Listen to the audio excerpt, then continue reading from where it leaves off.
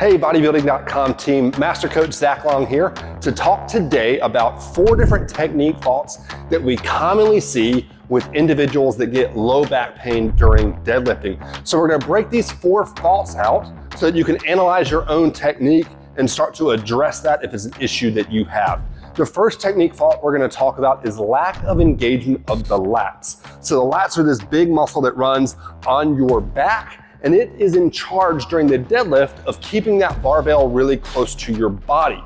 And with all of the faults we talk about, they are gonna focus on how close the bar is to your body. We wanna think about this as like carrying your groceries into your house. You carry your groceries in right at your side, not out in front of your body, because if you were to try to carry in groceries out in front of your body, the weight being far away from your center of mass makes it significantly more difficult. Well, the same thing with the barbell. Everything we do in our setup and performance of the deadlift should aim to keep the barbell as close to our hip joint as possible. That's when we're gonna be most efficient. When the bar moves away from our hip joint, that's when we tend to put more stress and load on the lower back, and the lats are really, really important for that. So there are 2 things I look for to determine if somebody's doing a really good job of engaging their lats or not in the deadlift. Number 1 is when that individual's down in their setup. I wanna see them pull their shoulder blades down towards their back pocket. And you'll notice that as I do that, that's my lats pulling my shoulders down. What that does is it decreases the distance between my shoulder and my hip. If I decrease that distance, I'm gonna put more force and stress on my low back. I'm gonna be a little bit more mechanically efficient as I lift. So we're thinking down and back. And then during the execution of the deadlift, we want that bar to stay close to the body the entire time. So you'll notice that as that bar comes up, it's staying really close to my shins. As I open my hips up, that bar is actually sliding up and down my thigh the entire time. And it's the lats that are gonna keep that weight pulled towards our body. At times you'll see individuals that aren't engaging their lats. As they get that bar past the knees, you'll actually see space happen and they'll lock out, and then the bar will come back to their body. And if you just hold an empty barbell while you're hinged over and you allow that weight to drift away from your body or pull back, you'll notice an immediate change in your low back tension. As soon as you let it start to drift away, you'll feel those low back muscles have to work significantly more because you're in a less efficient position. So there's fault number 1. The second fault that I see quite a bit is individuals that set up in a little bit too much of a squat during their deadlift. So what we ideally want to see in the deadlift is in that setup position, shoulders are over hips, hips are over knees. And where that ends up being exactly will vary a little bit person to person based on their own unique anatomy. But we want to see always shoulders over hips, hips over knees.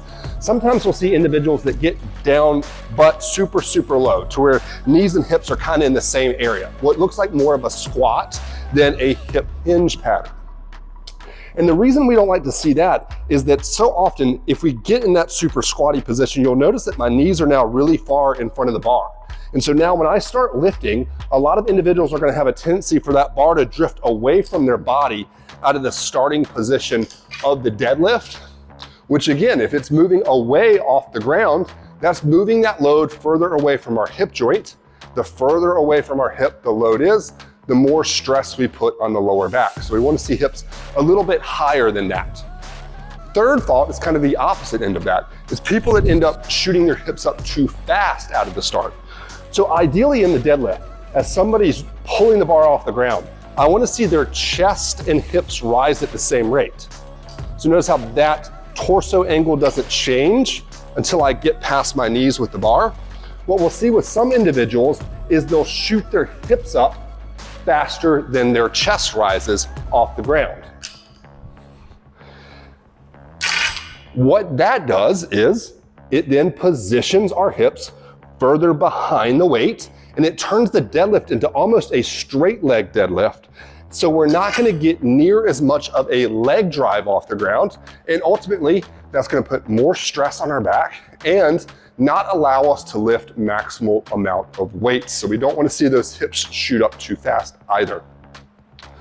The fourth fault we see is individuals that don't take the slack out of the bar. And what do we mean by that? If we look at a barbell, as the bar comes down to the collar, those two meet and there's a little jiggle between those two, that connection point.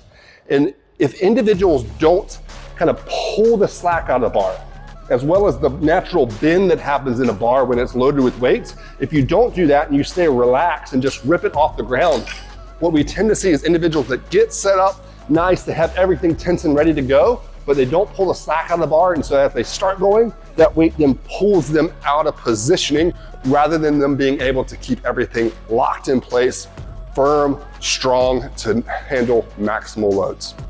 So there are our 4 technique tips to look at in terms of your deadlift if you're somebody that deals with low back pain. Stay tuned for more episodes at Bodybuilding.com to help you build your body.